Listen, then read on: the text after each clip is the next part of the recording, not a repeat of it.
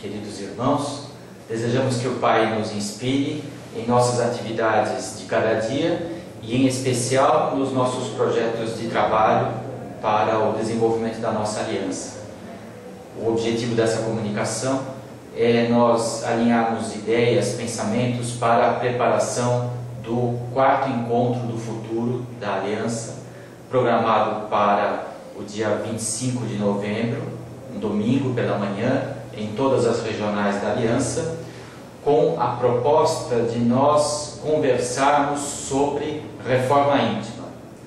E a proposta de abordar a questão da reforma íntima sob o ponto de vista do futuro é que é o nosso desafio.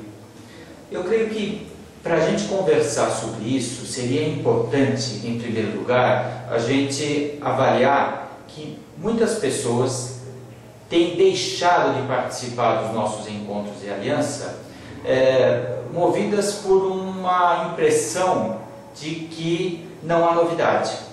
Então, o pessoal vai falar novamente de reforma íntima, o pessoal vai falar novamente de assistência espiritual. Então, eu já sei, vai ser a mesma coisa que os outros encontros, então eu não vou, deixa que as pessoas novas vão. E esse raciocínio nos parece equivocado, né? Porque, em primeiro lugar, nenhum de nós sobre questões espirituais tem condições de ter a matéria fechada e dar a última palavra. Segundo, que característica do nosso movimento de aliança em especial, da doutrina espírita em geral, é o seu caráter de constante evolução. E em terceiro, seria importante que cada um de nós fizesse uma reflexão sobre o ponto de vista de até que ponto nós estamos iludidos pelo fato de estarmos atualizados ou estarmos parados. Então, sob o ponto de vista de aperfeiçoamento individual, essa é uma questão que se faz muito importante. Queria destacar um trechinho do capítulo 12 do Guia do Discípulo. Guia do Discípulo foi transcrito pelo Armon uma mensagem do Espírito Razin para uma reunião geral da nossa aliança em 79, ocasião em que nós lançamos o Vivência do Espiritismo Religioso. E o Razin, em determinado momento, dirigindo-se aos discípulos ingressantes, diz o seguinte: discípulos antigos, renovai-vos, conscientizai-vos, que haja modificações em vosso interior mais profundo. Saí do marasmo, se marasmo houver em vós. Saí da ociosidade, se nela estiverdes fazendo ponto de parada. Eu creio que esse trecho é importante. O Razin faz um alerta sobre que é necessário nós avaliarmos se estamos ociosos, se estamos em marasmo e levarmos adiante o nosso processo de desenvolvimento. E isso se aplica à questão da reforma íntima. Um alerta que fazemos é que reforma íntima não seja encarada como uma expressão chavão, uma expressão daquela que quando a gente ouve, entra no nosso ouvido e diz: já sei do que estou falando. A gente nunca sabe do que está falando em termos de reforma íntima, porque é um desafio constante. Haverá sempre inúmeros aspectos a considerar, haverá sempre um universo desconhecido no interior de cada um grande número de possibilidades a desenvolver nas relações humanas, de pessoa para pessoa, de pessoa para grupo, de grupo para grupo, e tudo isso ainda precisa ser explorado, estudado, conhecido, melhorado, e é um desafio grande, porque nós tendemos a carimbar ações de reforma íntima com aquela questão de fazer uma avaliação de consciência, encontrar aquilo que nós consideramos certo ou errado, segundo um padrão de valores morais que nós assumimos dentro de nós mesmos, e a partir daí continuarmos nossas vidas. Talvez isso não seja fazer reforma íntima.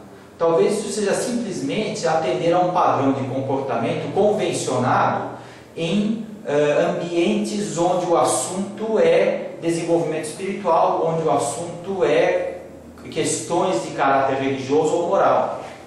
Tá?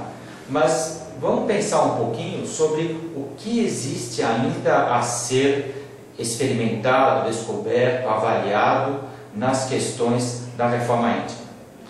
Queria fazer um histórico de algumas coisas importantes que são conquistas da aliança para a gente olhar para o futuro. Vamos olhar para o passado para depois olhar para o futuro. Primeira coisa, a caderneta pessoal foi uma grande novidade. Ela surgiu na primeira turma da Escola de Aprendiz do Evangelho, entre 1950 e 1952, uma inspiração do Armon e uma motivação da leitura das práticas da Fraternidade Essênia, com o lançamento do livro Harpas Eternas, que ele recebeu como a primeira edição que ele recebeu para uma leitura e avaliação. E esta caderneta, até hoje, é um grande desafio no campo do mapeamento do mundo interior. Nós ainda não sabemos fazer corretamente a prática de autoanálise através da caderneta, mas nós estamos tentando. Né? Muito já se escreveu, já se falou em termos de organizar as ideias, os pensamentos. Muitas pessoas falam nos 5 pontos e às vezes isso é tratado também como um chavão. Aquelas questões de data, fato, reação, o sentimento causador e a proposta, né, que são coisas que orientam o uso da caderneta, né? Mas a caderneta em si é um conceito que ainda precisa ser melhor elaborado. A convivência com ela em nossas vidas é um desafio constante, não importa quantos anos nós tenhamos de ingresso na fraternidade, de conhecimento da prática, isso sempre é um desafio. O mundo muda, o mundo exige de nós e às vezes a gente vai deixando a caderneta para trás. E não há como negar que a sua proposta na vivência da pessoa que busca melhorar espiritualmente é uma grande novidade que ainda tem muito a ser assimilado. Experiências de realização em grupo, como a caravana de evangelização e auxílio, propiciam uma grande descoberta do mundo interior. Você bater na porta de uma casa que lhe é desconhecida e ser rejeitado abre um mundo de oportunidades para conhecer as suas reações, como a gente se valoriza, como a gente se considera, o que a gente considera certo e errado, o que a gente considera o que é o estranho, o próximo, o irmão, enfim, o que é o espaço da pessoa, o que é o nosso espaço. Tudo isso são coisas a serem consideradas. Então, há um mundo também de realizações. E, mais recentemente, como fruto das experiências que o Centro de Valorização da Vida pôde assimilar ao conhecer a psicologia de Carl Rogers e traduzida na prática no atendimento às pessoas que procuram o CVV, foi a produção de uma nova experiência, que é o exercício de vida plena, que é uma busca de autoesclarecimento sobre o mundo interno, numa prática em grupo, que facilita, que clarifica o mundo interior, através da verbalização de sentimentos e experiências e da atenta observação da profunda atenção para a experiência do irmão, a experiência do próximo. Tudo isso trouxe caminhos para conhecermos melhor o nosso mundo interior. Mas veja, ainda nós temos uma série de desafios que podem ser enfrentados se nós fizermos um planejamento de trabalhar a reforma íntima com clareza para os próximos anos ou as próximas décadas. Uma das coisas que nós gostaríamos de destacar é que pouco se dá atenção ao fato de que quando nós damos nome a um sentimento, isso pode ser muito prejudicial para o processo de autoconhecimento. Explicando melhor, às vezes num exercício de vida plena, prestando atenção à declaração de um companheiro ou falando com o grupo, nós vamos tirando de nós mesmos toda uma série de forças, de energias e chegamos à conclusão que, puxa vida, então aquilo que eu senti quando uma outra pessoa não deu a devida atenção ao meu trabalho, àquilo que eu fiz, então isso me fez com que eu me sentisse diminuído, com que eu me sentisse abatido, achando que estava desvalorizado, e cheguei à conclusão que tive o orgulho ferido e, portanto, eu tenho um desafio com relação ao campo do orgulho. O perigo é quando a gente bate um carimbo assim, ó, isso é orgulho, praticamente faz com que a gente pare de se desenvolver. Porque, de certo modo, a gente fica aliviado, dizer, puxa, eu descobri qual é o meu problema. Descobri que o meu problema é o orgulho, então agora eu já sei o que fazer. E aí eu vou tratar de outras coisas e não trato daquilo. Porque o carimbo pode ser um sinal de que eu cheguei aonde eu devia chegar, que é identificar o sentimento. Talvez seja melhor que a gente identifique o sentimento não por uma palavra, mas sim por uma descrição interna. Então, por exemplo, evitar de dizer o seguinte, cheguei à conclusão que sou orgulhoso, cheguei à conclusão que tenho orgulho ou que manifestei orgulho na condição tal. Melhor seria se eu escrevesse ou se eu falasse que senti uma sensação desagradável de desvalia, porque naquela hora aquilo que eu fiz não foi considerado como eu esperava por uma outra pessoa. É claro que é uma baita frase, e cada um vai ter as suas palavras, mas talvez isso seja bom, né? Que a gente encontre as nossas próprias palavras para descrever o nosso mundo interno, e não sair rotulando e carimbando, porque eu preciso começar a partir daí e não acabar aí.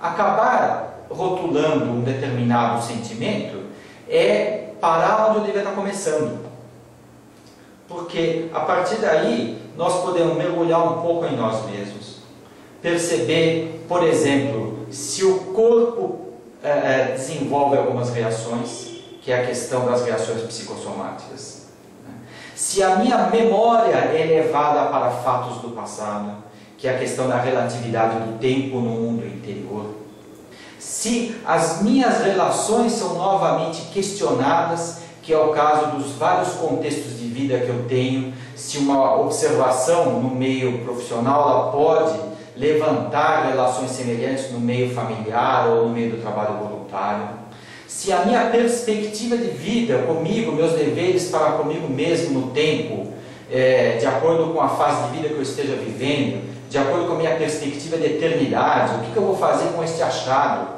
o que eu vou fazer com essa descoberta, e perceber, principalmente, que o processo de reforma íntima não é chegar a um resultado, e sim viver um processo. E muitas vezes a gente tenta chegar no resultado, porque o mundo material nos leva a querer chegar a resultados. Você tem que atingir tal meta, você tem que vender tantas mil peças, você tem que fechar o balanço anual, e isso faz com que a gente tente levar essas coisas do mundo material para o mundo espiritual, e isso tudo está furado, né? Então, só que nós não estamos habituados a avaliar processos, nós estamos habituados a avaliar resultados. E como é que se avalia processos? É alguma coisa que a gente tem que começar a conhecer a si mesmo, né? Começar a perceber sinais de mudança nas reações corporais, nas palavras, no modo de olhar, no tempo que a gente dedica às várias coisas. Vejam quantos milhares de aspectos existem no viver que podem ser melhor estudados, analisados, se a gente tiver uma postura um pouco mais organizada, disciplinada e com muita energia para o autoconhecimento. Então eu creio que isso tudo constitui uma pauta de possíveis oportunidades.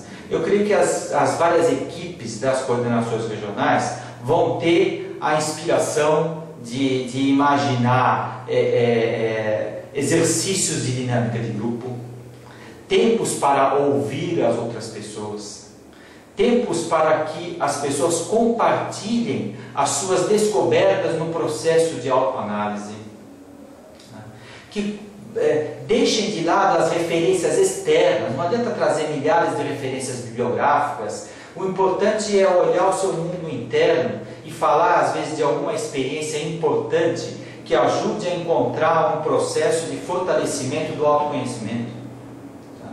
Então eu creio que se nós pudermos criar um ambiente que facilite esta energia sobre o autoconhecimento, nós teremos uma ideia de como os processos de facilitar a reforma íntima melhorarão a nossa vida individual, como filhos de Deus, como discípulos de Jesus, como pessoas comprometidas com uma causa do bem, como membros de uma família, como funcionários de uma empresa, como cidadãos de uma sociedade. Isso tudo é vida. Então eu creio que a gente poderia organizar esta manhã sobre o futuro da reforma íntima para que as pessoas saíssem sem um chavão dizendo: olha, eu saí debaixo do braço com uma receita de bolo. Não é nada disso. Saíssem no final desse encontro do futuro de reforma íntima motivadas, animadas para encarar a vida do futuro, a eternidade, como um monte de perspectivas e possibilidades diferentes que nunca tinham pensado. Se as pessoas se saírem motivadas para descobrir o desconhecido, para descobrir o que ainda não se pensou, o que ainda não se sentiu, o que ainda não se falou em termos de mundo interior, então o nosso encontro do futuro terá atingido sua finalidade. É para uma plataforma, um trampolim para se lançar ao futuro no mundo do autoconhecimento. Eu creio que isso daria aí um material para as equipes de coordenação se encontrarem várias vezes e bolarem uma pauta de exercícios, de práticas, de ideias, e principalmente para motivar as pessoas a não encararem o encontro, mais um evento onde vão falar de reforma íntima, eu já sei disso, e não vai acontecer nada de novo. A criatividade nossa vai ser no sentido de motivar as pessoas para que combatam esse sentimento de preconceito em relação ao que virá neste encontro do futuro. Espero que todos sejam bem-sucedidos nesse desafio e que possamos fazer uma avaliação depois de grandes metas e grandes planos para o futuro da Aliança. Muita paz a todos.